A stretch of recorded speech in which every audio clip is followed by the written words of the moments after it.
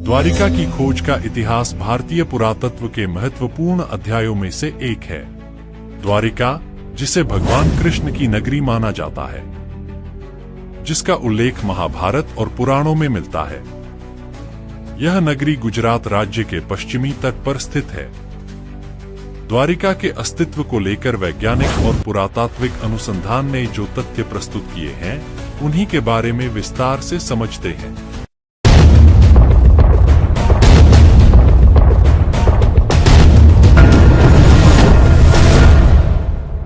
सबसे पहले हम इसके पौराणिक संदर्भों को जान लेते हैं।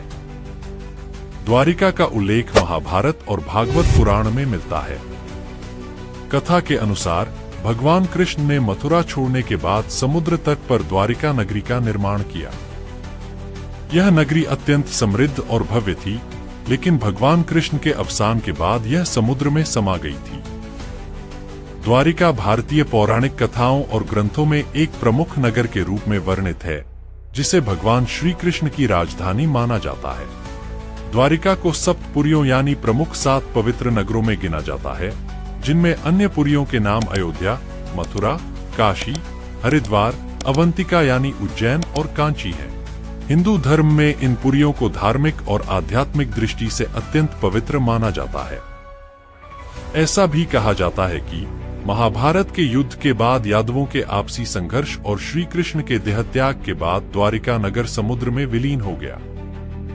इसे पुराणों में प्रलय के रूप में वर्णित किया गया है, जहां कृष्ण के निधन के बाद समुद्र ने द्वारिका को अपने अंदर समा लिया। द्वारिका के अस्तित्व की पुष्टि करने के लिए कई पुरातात्विक खोजें भी की गई हैं, जिनमें समुद्र के नीचे प्राचीन नगर के अवशेषों का पता चला है। इससे पौराणिक द्वारिका और ऐतिहासिक द्वारिका के बीच संबंध की संभावना की पुष्टि होती है। अब हम द्वारिका के पुरातात्विक खोजों के बारे में जान लेते हैं।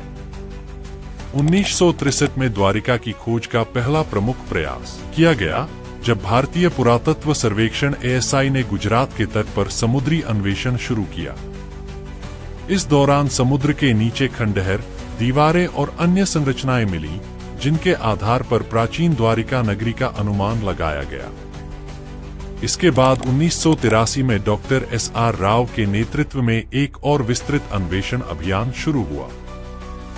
इस दौरान समुद्र के तल में पत्थर की दीवारें, सड़कों और अन्य संरचनाओं के अवशेष मिले। इस खोज से यह प्रमाणित हुआ कि द्वारिका एक बड़ी और समृद्ध नगरी थी, जो समुद्र में डूब गई थी। समुद्री पुरातत्वविदों ने द्वारिका के तट के निकट समुद्र के भीतर 70 फीट की गहराई में पत्थरों की संरचनाएं, दीवारों के अवशेष और अन्य पुरातात्विक वस्तुएं पाईं। इन संरचनाओं के निर्माण में बड़े बड़े पत्थरों का प्रयोग हुआ था, जो एक विकसित सभ्यता की ओर इशारा करता है। खोजे गए अवशेषों में चौड़ी सड़कें, द्वार और पत्थर के खंभे शामिल थे। ये संरचनाएं उस नगरी की ओर संकेत करती हैं, जिसका उल्लेख महाभारत में मिलता है। द्वारिका की खोज ने महाभारत और अन्य प्राचीन ग्रंथों में वर्णित कथाओं को एक ऐतिहासिक आधार दिया। इससे यह सिद्ध हुआ कि प्राचीन भारत में समुद्र के निकट उन्नत सभ्यताओं का अस्तित्व था। द्वारिका की खोज ने पुरातत्व और समुद्र विज्ञान में नए अनुसंधान के द्वार खोले। इस खोज ने भारतीय इतिहास के अध्ययन में एक महत्वपूर्ण योगदान दिया है। द्वारिका की खोज ने भारतीय सांस्कृतिक और धार्मिक इतिहास में एक महत्वपूर्ण भूमिका निभाई है। यह स्थान आज भी हिंदू धर्म में एक पवित्र तीर्थ स्थल के रूप में पूजनीय है। द्वारिका की खोज न केवल एक पुरातात्विक चमत्कार है, बल्कि यह भारतीय इतिहास और संस्कृति के गहरे रहस्यों की ओर भी इशारा करती है। इस खोज से न केवल द्वारिका नगरी का अस्तित्व प्रमाणित हुआ, बल्कि यह भी सिद्ध हुआ कि भारतीय इतिहास के कई पौराणिक कथाओं का आधार वास्तविक घटनाओं पर हो सकता है। द्वारिका की खोज भारतीय इतिहास के अध्ययन और समझ के लिए एक महत्वपूर्ण मील का पत्थर है।